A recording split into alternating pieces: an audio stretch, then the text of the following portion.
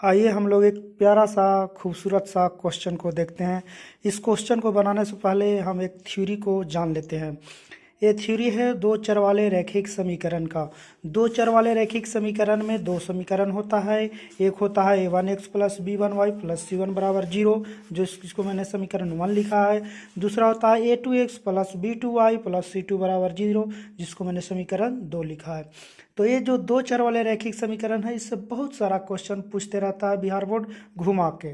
तो हम लोग कितना भी घुमाएगा, अगर हम लोग का कॉन्सेप्ट क्लियर रहेगा तो रिजल्ट भी क्लियर होगा। तो पहला है, इसको दो भाग में हम लोग बांटते हैं। पहला ए विरोधी, इसी का दूसरा नाम है असंगत, और दूसरा है बी अविरोधी, जिसको हम लोग संगत कहते हैं। तो बारी बारी से हम लोग देखते हैं। पहला है ए विरोधी असंगत। असंगत कहने का मतलब होता है अ माने नहीं, संगत माने दोस्ती। जिसके साथ दोस्ती नहीं करेंगे उसको असंगत कहेंगे, अर्थात जो विरोधी होता है। तो विरोधी के साथ कोई दोस्ती नहीं करता है। अगर आपका कोई विरोधी है तो उसके साथ आपका दोस्ती नहीं होगा। तो जब विरोधी होगा तो वो चीज़ असंगत होगा। अब जब असंगत होगा तो उसका इस तरह से इक्वेशन होगा, a1 बटा a2 बराबर b1 बटा b2 not equal to c1 बटा c2।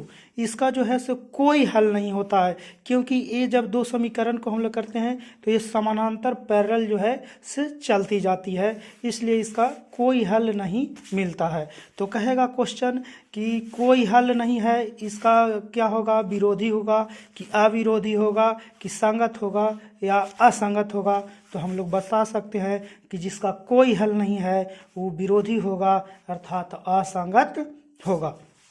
अगला हम लोग देखते हैं बी अविरोधी। अविरोधी कहने का मतलब है जिसका अ माने नहीं, कोई विरोध नहीं। आपका अगर कोई विरोधी नहीं है, यानी अर्थात उसके साथ अगर आपका कोई विरोध नहीं करता है, अर्थात आपके उसके साथ क्या है, दोस्ती है। तो जब अविरोधी कहेगा तो आप याद रखिएगा उसके साथ आपका संगति होगा। विरोध नहीं है तो संगत होगा, तो संगत कहेगा तो अविरोधी। इसको जो है से दो भागों में बांटा गया है। पहला होता है ए, दूसरा पहला होता है a1 बटा a2 note equal to b1 बटा b2 note equal to c1 बटा c2, और दूसरा होता है a1 बटा a2 बराबर b1 बटा b2 बराबर c1 बटा c2। तो पहला हम लोग देखते हैं, पहला में होता है अद्वितीय हल, यानी एक ही हल मिलता है। इसमें कोई भी एक दूसरे के बराबर नहीं होता है, सब में नॉट इक्वल रहता है, कोई बराबर नहीं होता है। तो इसका जो है से समीकरण, जब दो समीकरण को हल करते हैं तो एक कटान बिंदु मिलता है, यानी एक जगह ही प्रतिच्छेद करता है, अर्थात यह जो है से एक हल होगा, यानी अद्वितीय हल इसको कहते हैं।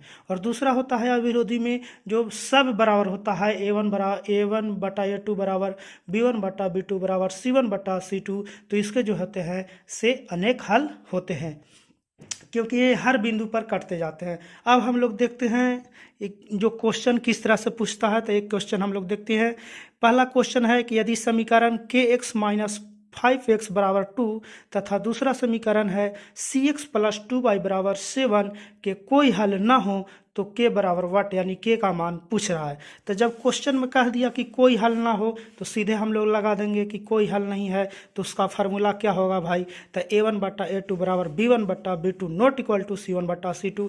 लेकिन जब देखिए कि kx और इधर में देखिए 6x, जब इसी रो में है तो हम लोग दुइयों से काम हो जाएगा। फिर भी हम लोग लिखते हैं a1 बराबर आपका k हो गया, और a2 बराबर आपका 6 हो गया, b1 बराबर आपका -5 हो गया, और b2 बराबर आपका 2 हो गया, और c1 बराबर आपका 2 हो गया, और आपका c2 बराबर 7 हो गया। तो हमने फार्मूला पर बैठा दिया। जब फार्मूला पर बैठा दिया तो हमको से के का मान पूछ रहा है, तो के वाला दुइयों को लेंगे। तो k बटा 6 बराबर -5 बटा 2। तो इसको हम लोग बाई क्रॉस मल्टीप्लाइकेशन करेंगे, यानी तिरछा तिरछी गुना करेंगे। तो k में 2 से गुना होगा तो 2k बराबर -5 में 6 से गुना होगा, तो 6 5 जा -30 हो जाएगा। तो k से -30/2 में डिवाइड करेंगे तो इसका राइट आंसर 15 होगा।